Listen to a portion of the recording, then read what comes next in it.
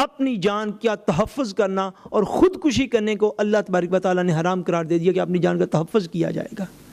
زندگی باقی رکھنے کے لیے آخری حد تک جد و جہد کی جائے گی. مومن جد و جہد کرتا ہے، حالات سے مایوس نہیں ہوتا.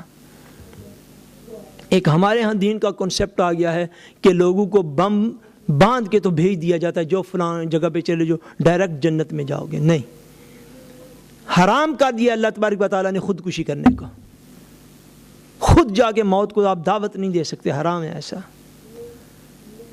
یعنی یہ چیزیں جو ہے، یہ میں نے عرض کیا، فرائض کا جاننا کہ کون کون سی چیز میرے لیے کرنی موہ ہے، اور حرام کا جاننا کہ کس کس چیز سے بچنا میرے لیے موہ ہے، یہ دین کا وہ حصہ ہے جو ہر مسلمان کے علم میں ہونا چاہیے، تاکہ وہ حرام سے بچ سکے اور فرائض کے اوپر عمل کر سکے.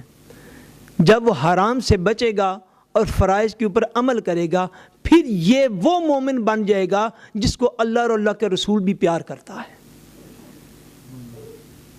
ایسا مومن بننے کے لیے ہمیں اس طرح کی مجالس کو اور اس طرح کے کورسز جو ہیں ان کو آباد کرنے کی ضرورت ہے. آپ کو خبر بھی نہیں، جس طرح میں نے پہلے عرض کیا نا، کہ لوگ ڈھونڈے جاتے ہیں آپ کی اپنی نیشن میں سے جو دین کے خلاف باتیں کریں اور جو دین کے نام پر فتنہ و فساد برپا کرنے والے ہیں، ان کی محنت کا آپ اندازہ بھی نہیں کر سکتے. جب تک آپ ان دین کی محافل کو آباد نہیں کریں گے، اس کے لیے محنت نہیں کریں گے لوگوں کو. اور محنت کا کیا مفہوم؟ محنت کا مفہوم یہ نہیں کہ میرے پاس آگے کہ شاہ صاحب بھائی کیا بات ہے جی، ہم تو بڑی کوشش کر رہے ہیں، میرے پاس آگے بیان کرنے کی ضرورت نہیں. لوگوں کو جا کے دعوت دینا، یہ محنت کرنا ہے.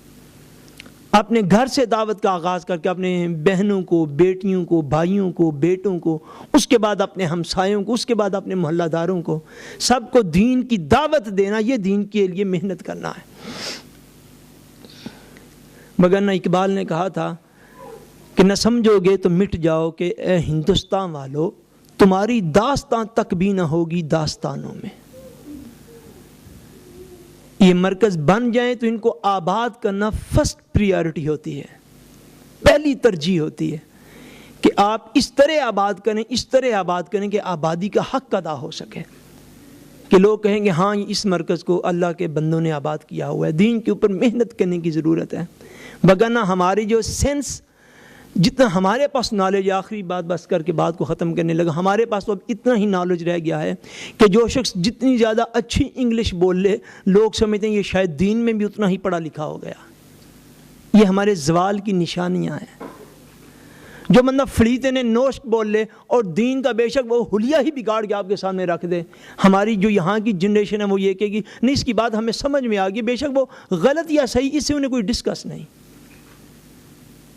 تو جب ہم محنت نہیں کریں گے دین کے اوپر، تو دوسری طرف دین کے اوپر نہیں، میں کہہ رہا دین کا نام لے کر محنت کرنے والے بڑے لوگ ہیں جنہوں نے امت کے اندر فتنہ و فساد بھی برپا کیا، امت کو فرقہ واریت میں بھی مبتلا کیا، اور دین کے نام پر ایسے ایسے کنسپٹ دیے کہ جو شاید کسی کافر کی زبان سے ہم سنتے تو کبھی بھی نہ مانتے.